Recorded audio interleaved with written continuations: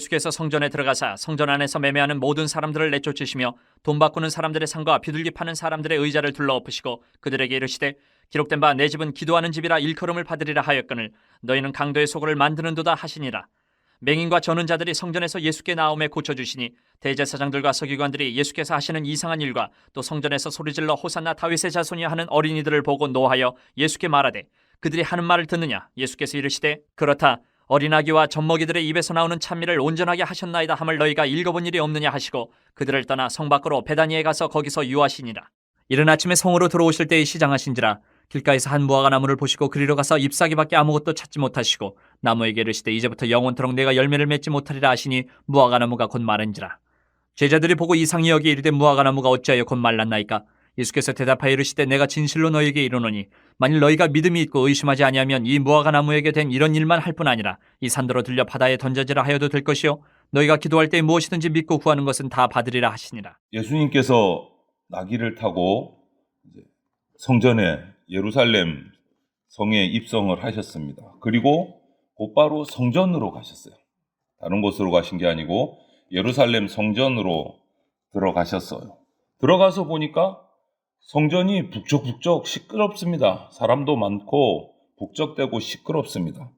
왠가 보니까 성전 안에서 하나님 앞에 제사를 드리는 일에 편의를 봐준다, 도움을 준다는 명목하에 지금 상거래가 이루어지는 거예요. 오늘 본문에서 우리가 나눠 읽은 것처럼 돈을 바꿔준다거나 뭐 재물을 판다거나 상거래가 이루어지는 거예요.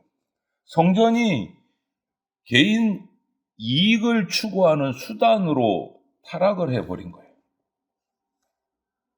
예수님은 오늘 이런 형태의 성전의 모습을 보면서 강도의 소굴이 됐다라고 말씀을 하셨어요. 강도. 그러면서 그 상들을 다 엎어버리시고 돈을 바꾸고 재물을 파는 자들을 다 내쫓으셨습니다. 재물, 환전, 이 모든 것이 예배를 돕는 게 아니다라는 것을 분명히 말씀하고 계신 거예요. 그러면서 성전은 하나님께 기도하는 집이다. 이것을 확실하게 선포를 하셨습니다.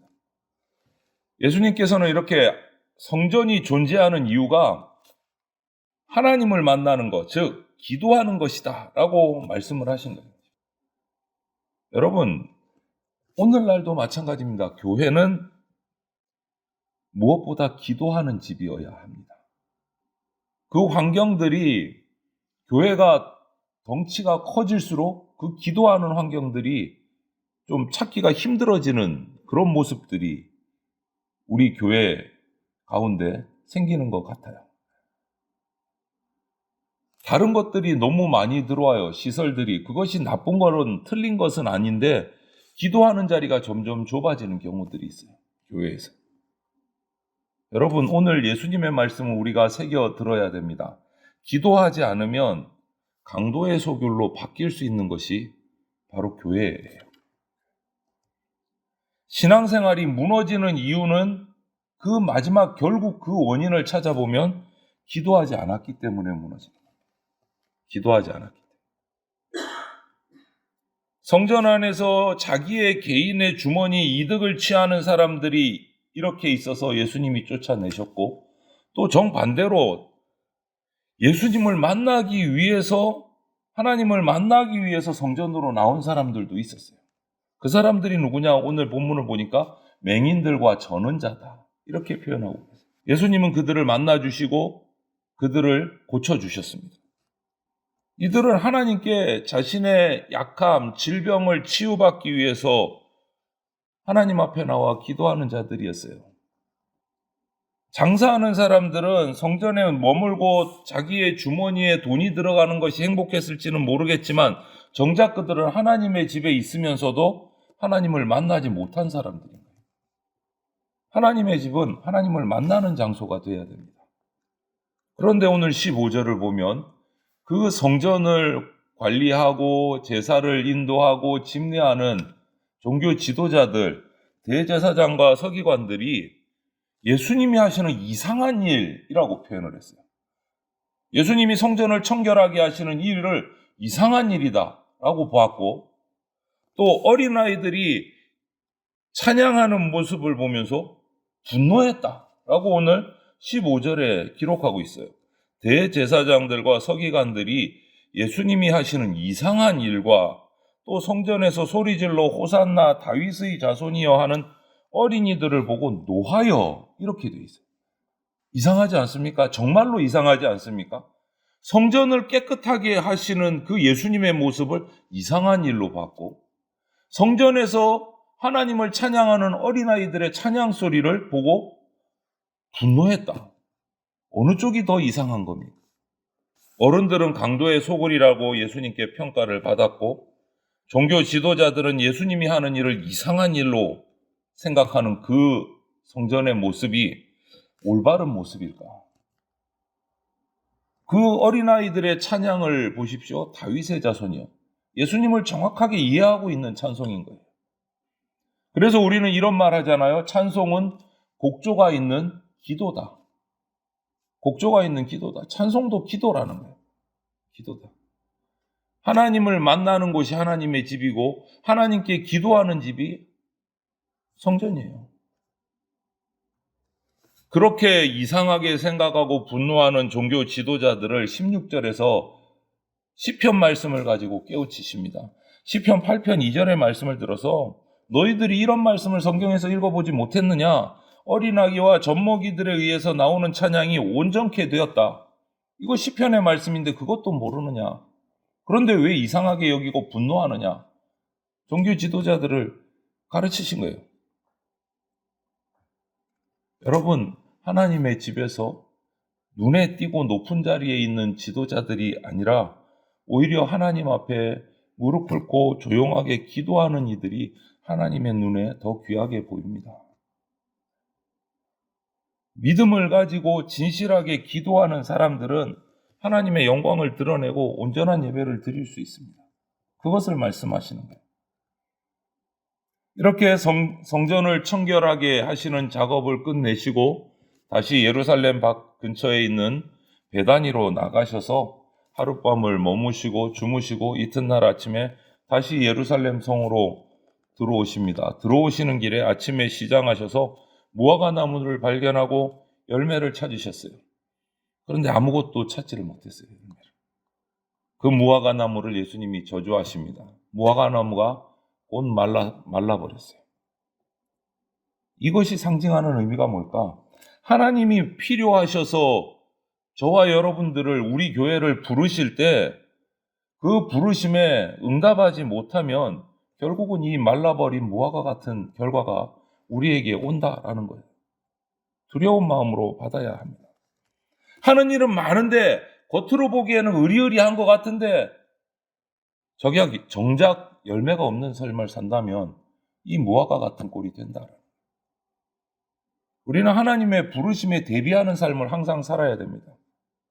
부르실 때 즉각 달려나갈 수 있는 준비가 돼 있어야 돼요. 언제 부르시더라도 나갈 수 있도록 내 영성, 내 삶을 가꾸어 놓고 준비하고 있어야 됩니다. 오늘 이 본문 말씀을 통해서 우리가 다시 한 번 더 생각해 보면 좋겠어요. 6월절 기간을 맞이해서 십자가의 그 고난과 죽으심을 위해서 예루살렘 입성으로 예수님의 사역이 이제 마지막 사역이 시작됩니다. 다윗의 후손으로 오신 메시아로 예루살렘에 입성하시고 가장 먼저 찾으신 곳이 성전이었어요. 성전 안을 청결하게 하신 것은 구약에도 예언되어 있고 여러 가지 유대의 기록에도 예언되어 있는 메시아의 모습이에요. 이스라엘의 회복이 시작됐다는 것을 이루시는 예언을 성취하는 모습이에요. 그리고 우리가 생각해 볼 것은 두 가지 사건, 성전을 청결케 하시고 무화과 나무를 심판하신 이 사건을 보면서 예수님이 왕이 되시려고 들어가셨는데 예루살렘 성에 들어가서 왕궁으로 가신 게 아니고 성전으로 가셨어요. 여기서 우리가 다시금 기억해야 할 것은 이스라엘의 회복이 정치적인 회복이 아니다라는 것을 기억해요. 정치적인 회복이 아니다. 예수님께서 예루살렘 성전으로 들어가셨다. 이것은 역사적으로 봐도 우리가 이해를 할 부분이 있어요.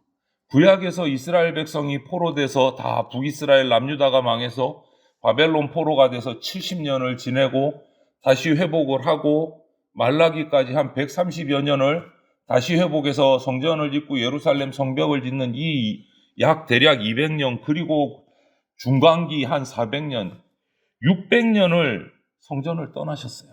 솔로몬 성전이 무너지고 바벨론에 포로되면서 무너지고 그 이후로 성전을 떠나셨어요. 약 600년을 떠나셨다가 새로운 언약을 가지고 지금 이스라엘 백성에게 예수님이 돌아오신 거예요. 성전으로. 600년을 하나님 없이 이스라엘 백성이 지낸 거예요. 말씀 없이. 하지만 예수님이 돌아오신 헤롯 성전은 솔로몬 때의 성전처럼 정말 더러워져 있었어요. 타락돼 있어요. 탐욕으로, 불의로 가득 차 있어요. 입술로만 하나님 공경하고 마음에는 죄악이 가득하고 그 죄악을 감추려고 형식적인 제사만 반복해서 드리고 있는 모습이다. 이렇게 강도의 소굴이 된 곳을 하나님의 깨끗한 성전으로 다시 회복시키는 작업을 예수님이 성전 청결 작업을 통해서 시작하신 거예요.